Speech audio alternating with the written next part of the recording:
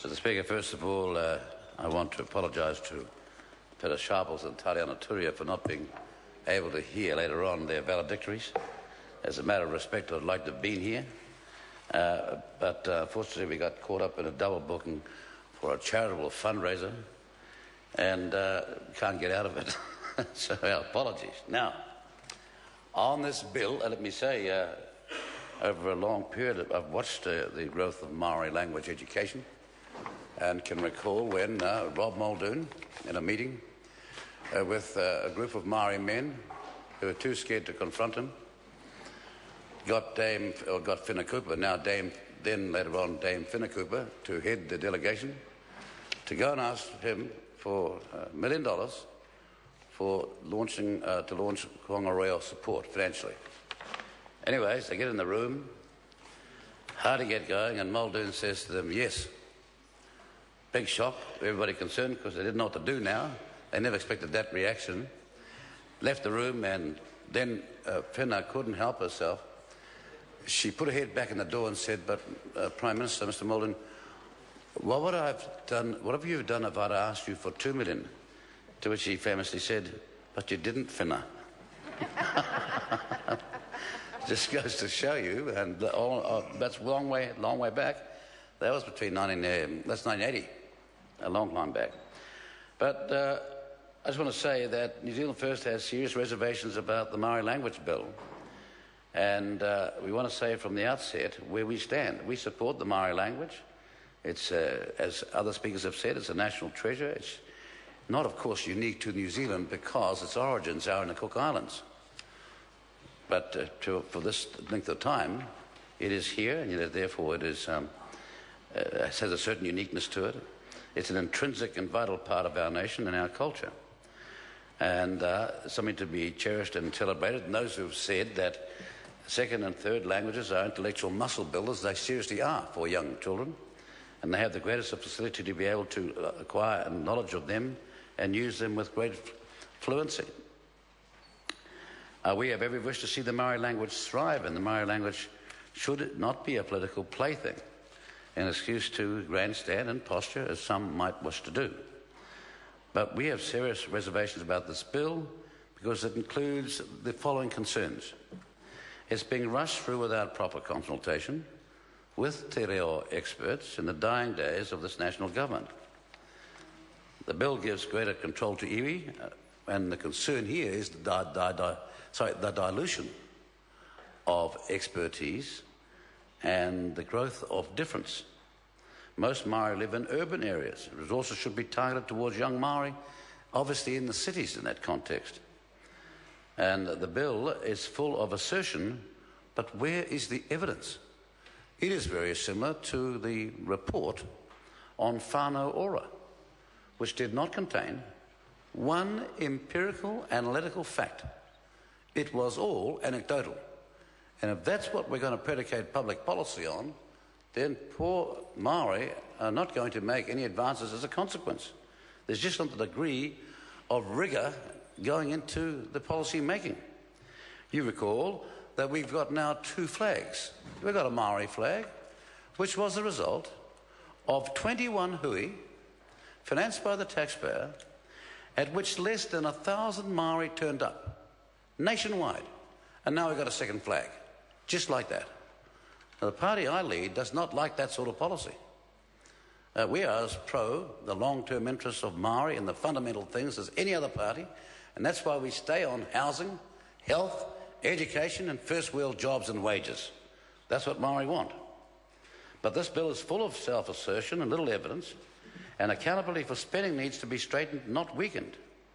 Revitalisation of te reo needs to be wider than just from iwi, and there are those that take the view that some iwi have, to an extent, allowed the te reo to decline.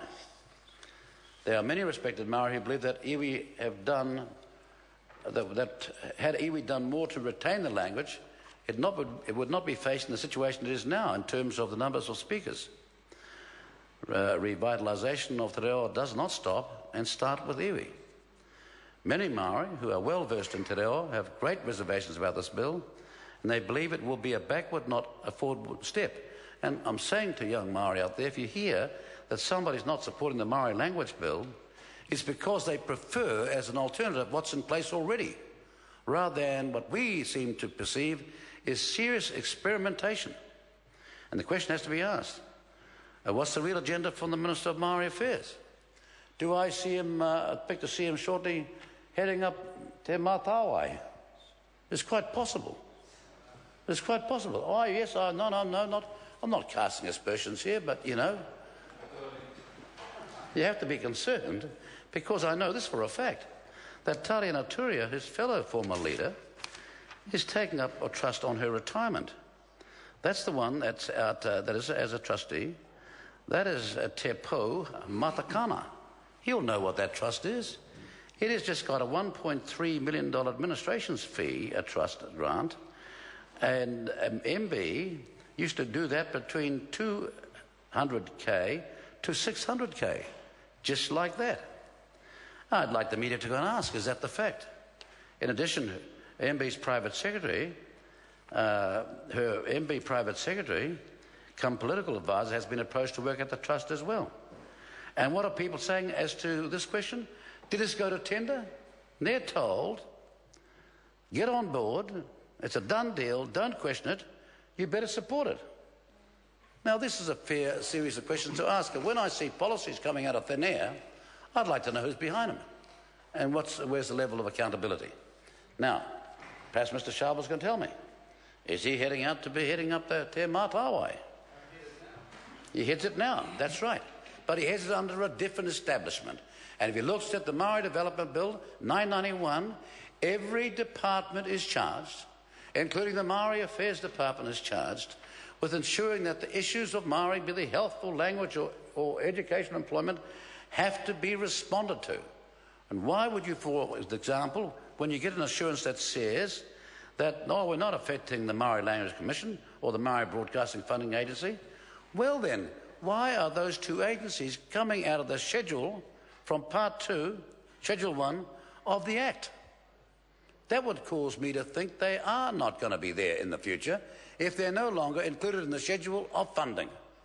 It's axiomatic. Something is dramatically changing here, and I'd like to know what it is. What's going on? Who actually stands to benefit? The Maori language or certain sectional interests? Everyone acknowledges that there are real issues facing the Maori language, as there are for many Indigenous languages in our rapidly changing world.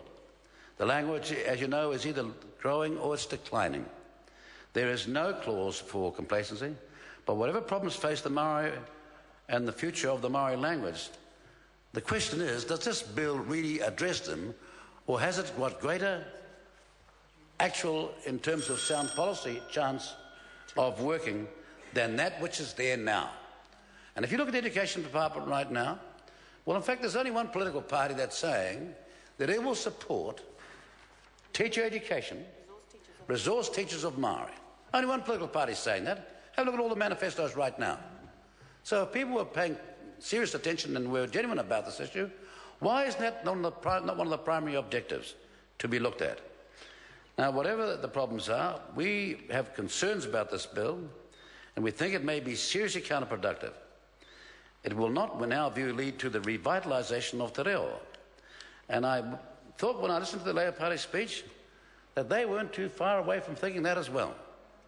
That's why they've come up with another idea, let's go to the Waitangi Tribunal. Well, with respect to them, educationalists are the best people to ask this of, and those in the Maori world in particular. That is why we have serious reservations on this bill, and therefore we cannot support it. Kia ora tātou. I call Jonathan Young. Kia ora, Mr. Speaker, thank you. Ena reo, ena mana, ena hauwha, tēnā koutou katoa. Sir, as a member of the Maori Affairs Select Committee, I'm very